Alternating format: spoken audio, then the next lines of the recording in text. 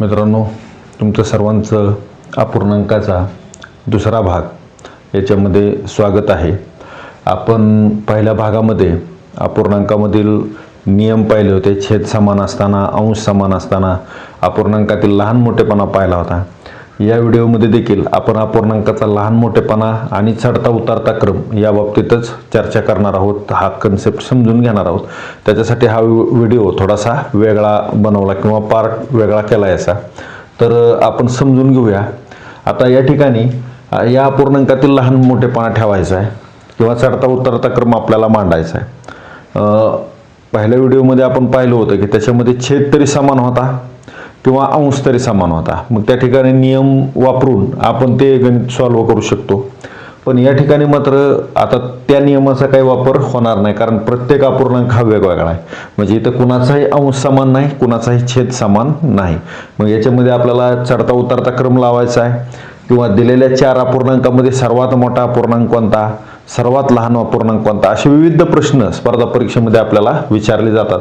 तर या ठिकाणी भागाकार आणि दशांश अपूर्णांक यांचा वापर होणार आहे।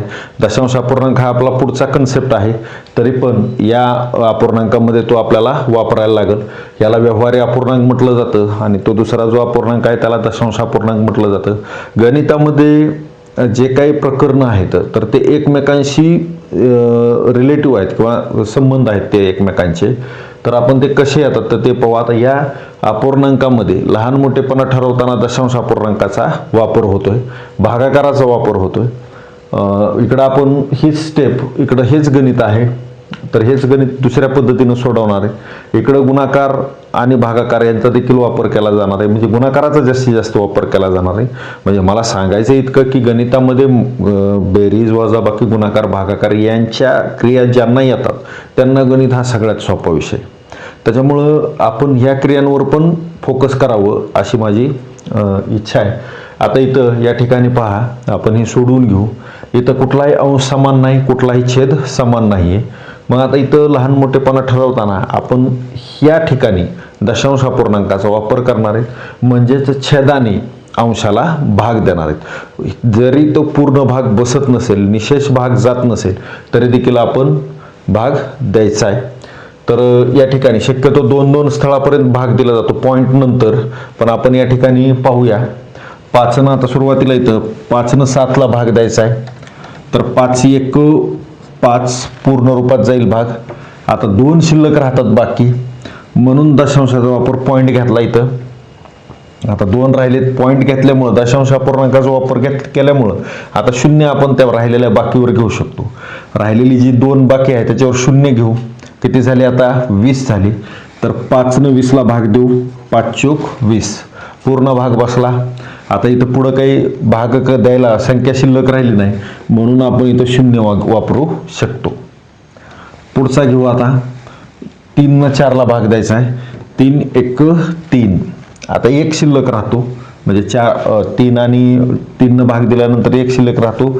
दशांश दिला, आता त्या 1च्या वर 0 घेता येतं, म्हणजे 10 झाले। पुन्हा पुढं 3 त्रिक 9, पुन्हा परत 1 राहिला, आणखीन 10 झाले, 3 त्रिक 9। आता हे 2-2 स्थळापर्यंत उत्तर काढायचे, कारण पुन्हा नंतर ठरवताना प्रॉब्लेम येऊ नये की कुठला अपूर्णांक लहान आहे, कुठला अपूर्णांक मोठा आहे। त्यानंतर 4 ना आता 2 ला भाग द्यायचा म्हटल्यावर तर 4 पेक्षा 2 लहानच आहेत आणखीन, म्हणून आधी दशांशाचा भाग दशांश घ्यायला लागेल। आणि या ठिकाणी 2 म्हणजेच दशांश घेतल्यामुळे आता तिथं किती घेता येईल, 20 घेता येईल। तर 4च्या पड्यामध्ये 20 आहे, तर 4 पंचे 20 आणि पुढं भागच संपलाय, म्हणून आपण इथं काय घेऊ शकतो, 0 घेऊ शकतो।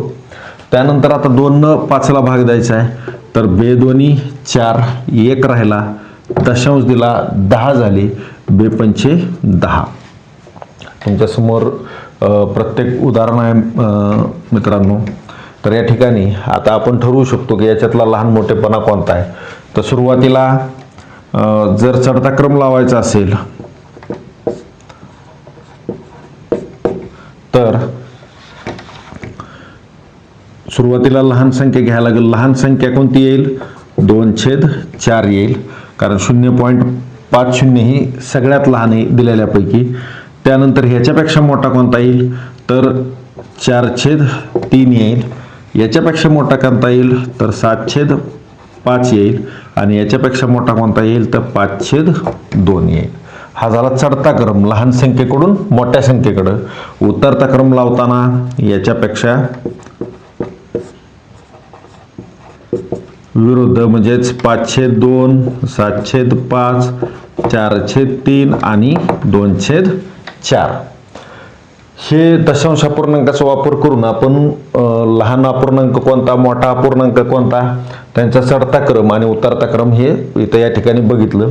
आता या ठिकाणी दशांश अपूर्णांकाचा वापर न करता लसावी काढून छेदाचा लसावी काढून म्हणजे छेद समान करून आपण काय करणार आहे तर हा अपूर्णांक सोडवण्याचा प्रयत्न करणार आहेत.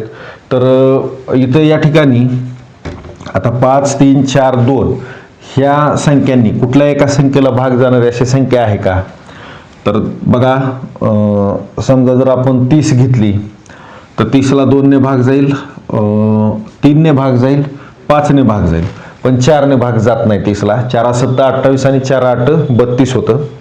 त्यानंतर आपण दुसरी कुठली संख्या घेऊ शकतो आपण विभाज्यतेच्या कसोटीनुसार पाहू शकतो किंवा समजून घेऊ शकतो. येथे एक उदाहरण म्हणून आपण घेतोय. तर लसावी मसावी पण एक घटक आहे जो आपण पुढे घेणारच आहे. तर त्याच्यानुसार 30ला भाग जात नाही पण 60ला आपण भाग जाते का बघू. 40ला 4 न जाईल, 2 न जाईल, 5 न जाईल पण 3 न जात नाही. 50ला 5 न जाईल, 2 न जाईल पण 4 आणि 3 न जात नाही.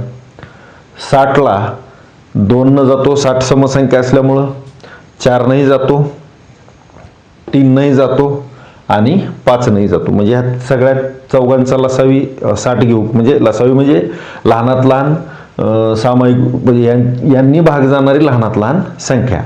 मग या ठिकाणी 60 आपण छेद घेणार आहेत. आता 60 छेद घ्यायचा आहे म्हटल्यावर मग आता 5ला कितीनं गुणलं म्हणजे 60 छेद येईल तर 12ने गुणल्यावर मग इथं 12 घेऊ. तर छेदाला तुम्ही 12ने गुणताय म्हणून अपूर्णांकाच्या नियमानुसार तुम्हाला अंशाला पण 12ने गुणायला लागेल. त्यानंतर 3ला कितीनं गुणलं म्हणजे 60 येईल तर 20न म्हणून वर अंशाला पण 20न गुणायला लागेल आणि खाली छेदाला पण 20न गुणायला लागेल. 4ला कितीनं गुणलं म्हणजे 60 येईल तर 4ला 15न गुणलं म्हणजे 60 येईल आणि 2ला कितीनं गुणलं म्हणजे 60 येईल तर 30न गुणल्यावर म्हणून 5 गुणवले 30 आणि खाली 2 गुणवले 30. आपण हे कशासाठी घेतोय छेद समान करण्यासाठी. कारण आपला पहिला नियम काय होता ज्या समच्छेद अपूर्णांकामध्ये ज्याचा अंश मोठा तो अपूर्णांक मोठा असतो, ज्याचा अंश लहान तो अपूर्णांक लहान असतो. आता पुढं इथं गुणाकार करूया आपण. 12 7 84 तर 12 पंचे 60 येईल पहिल्या अपूर्णांकाचं. दुसऱ्या 20 चौक 80, 20 त्रिक 60, 15 दोन्ही 30, 15 चौक 60, 30 गुणवले 5, 30 पंचे 150 आणि 30 दोन्ही 60. मग आता छेद समान झालाय. छेद समान झाल्यावर ज्याचा अंश मोठा तो अपूर्णांक मोठा असतो.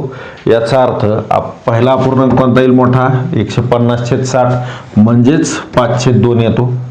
त्यानंतर राहिलेल्यापैकी कुठला त्याच्यानंतरचा त्याच्यापेक्षा छोटा असणारा कोणता येतो 84/60 म्हणजेच 7/5.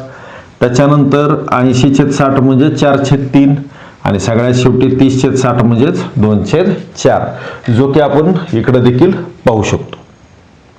या ठिकाणी देखील आपण चढता क्रम आणि उतरता क्रम लावताना हाच कन्सेप्ट वापरला.